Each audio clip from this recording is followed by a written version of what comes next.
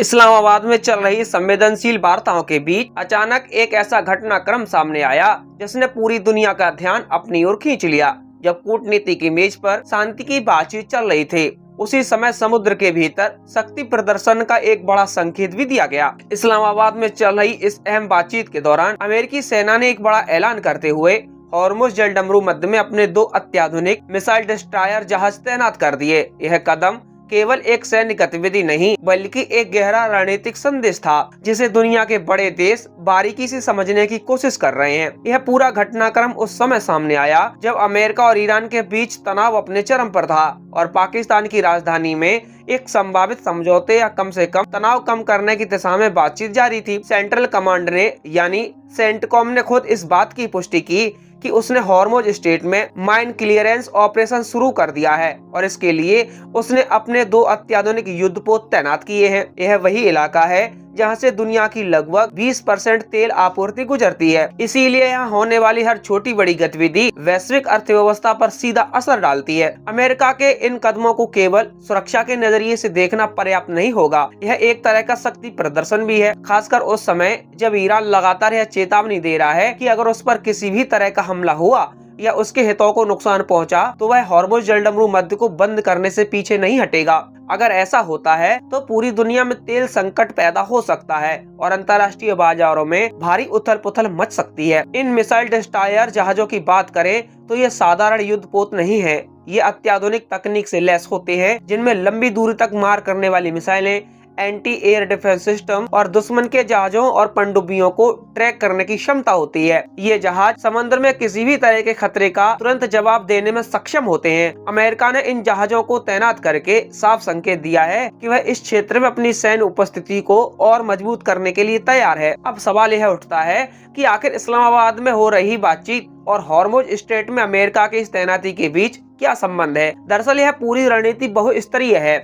एक तरफ अमेरिका कूटनीतिक स्तर पर बातचीत के जरिए तनाव को कम करने की कोशिश कर रहा है, वहीं दूसरी तरफ वह सैन्य स्तर पर अपनी तैयारियों को भी मजबूत कर रहा है ताकि अगर बातचीत विफल होती है तो उसके पास तुरंत कार्रवाई करने का विकल्प मौजूद रहे। पाकिस्तान की भूमिका भी इस पूरे घटनाक्रम में बेहद महत्वपूर्ण हो जाती है। इस्लामाबाद में हो रही बातचीत में पाकिस्तान एक मध्यस्थ की भूमिका निभा रहा है जो अमेरिका और ईरान के बीच संवाद को आगे बढ़ाने की कोशिश कर रहा है। पाकिस्तान के लिए एक बड़ा कूटनीतिक अवसर भी है क्योंकि इससे अंतर्राष्ट्रीय छवि मजबूत हो सकती है, लेकिन साथ ही यह एक जोखिम भरा कदम भी है क्योंकि अगर स्थिति बिगड़ती है तो इसका असर सीधे पाकिस्तान की सुरक्षा और अर्थव्यवस्था पर भी पड़ सकता है। संयुक्त राज्य अमेरिका के इस कदम को उसके व्यापक रणनीतिक दृष्टिकोण के तहत भी देखा जा रहा है। अमेरिका लंबे समय से मध्य पूर्व में अपनी सैन्य उपस्थिति बनाए हुए है और वह इस क्षेत्र में किसी भी तरह के शक्ति संतुलन को अपने पक्ष में रखना चाहता है। हॉर्मुज स्ट्रेट में जहाजों की तैनाती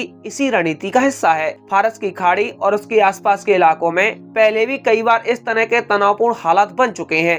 तेल टैंकरों पर हमले, ड्रोन गिराए जाने की घटनाएं और नौसैनिक झड़पें इस क्षेत्र में आम बात रही हैं। ऐसे में अमेरिका का यह कदम इस बात का संकेत है कि वह किसी भी संभावित खतरे को हल्के में नहीं ले रहा है। ईरान की प्रतिक्रिया भी इस पूरे मामले में बेहद अहम होगी। अगर ईरान इसे उकसावे के तौर पर देखता है तो स्थिति और ज्यादा बिगड़ सकती है। वहीं अगर वह इसे एक सामान्य सुरक्षा कदम मानकर नजरअंदाज कर देता है तो शायद बातचीत के जरिए कोई सकारात्मक समाधान निकल सकता है। लेकिन इतिहास बताता है कि इस क्षेत्र में छोटी छोटी घटनाएं भी बड़े संघर्ष में बदल सकती हैं। इस पूरे घटनाक्रम का असर केवल मध्य पूर्व तक सीमित नहीं रहेगा, इसका सीधा असर भारत जैसे देशों पर भी पड़ सकता है जो अपनी ऊर्जा जरूरतों के लिए इस क्षेत्र पर काफी हद तक निर्भर है। अगर हॉर्मुज स्ट्रेट में किसी भी तरह की रुकावट आती है तो भारत को तेल की आपूर्ति में दिक्कत हो सकती है और इससे देश की अर्थव्यवस्था पर भी असर पड़ सकता है। विशेषज्ञ मानते हैं कि अमेरिका का यह कदम एक तरह से ड्यूल स्ट्रेटेजी का हिस्सा है जिसमें वह एक तरफ बातचीत के जरिए समाधान खोजने की कोशिश करता है और दूसरी तरफ सैन्य दबाव बनाकर अपनी शर्तों को मजबूत करता है। यह रणनीति पहले भी कई बार अपनाई जा चुकी है और कई मामलों में सफल भी रही है, लेकिन इस बार स्थिति थोड़ी अलग है क्योंकि ईरान भी पहले से ज्यादा मजबूत और आत्मनिर्भर हो चुका है। उसने अपने सैन्य सिस्टम को काफी विकसित कर लिया है और वह किसी भी दबाव में आने के लिए तैयार नहीं दिखता। ऐसे में अमेरिका और ईरान के बीच टकराव की संभावना को पूरी तरह नकारा नहीं जा सकता। इस्लामाबाद में चल रही बातचीत का भविष्य भी अब काफी हद तक इस बात पर निर्भर करेगा कि दोनों पक्ष किस हद तक समझौता करने के लिए तैयार है। अगर बातचीत सफल होती है तो यह पूरे क्षेत्र के लिए एक बड़ी राहत की खबर होगी, लेकिन अगर यह विफल होती है तो हॉर्मुज स्ट्रेट में तैनात ये युद्धपोत किसी बड़े सैन्य टकराव की शुरुआत का संकेत भी बन सकते हैं। आपको बता दें कि यह पूरा घटनाक्रम हमें एक बात याद दिलाता है कि आज की दुनिया में कूटनीति और सैन्य शक्ति दोनों साथ साथ चलते हैं। जहां एक तरफ बातचीत के जरिए शांति स्थापित करने की कोशिश की जाती है, वहीं दूसरी तरफ शक्ति प्रदर्शन के जरिए अपने हितों की रक्षा भी की जाती है। अमेरिका का यह कदम इसी संतुलन का एक उदाहरण है, जो आने वाले दिनों में वैश्विक राजनीति की दिशा तय कर सकता है। और अब पूरी दुनिया की नजरें इस बात पर टिकी हैं कि इस्लामाबाद की बातचीत किस दिशा में जाती है और हॉर्मुज स्ट्रेट में तैनात ये अमेरिकी जहाज आने वाले समय में क्या भूमिका निभाते हैं, क्योंकि यहाँ लिया गया हर फैसला न केवल मध्य पूर्व के लिए बल्कि पूरी दुनिया के भविष्य को प्रभावित कर सकता है।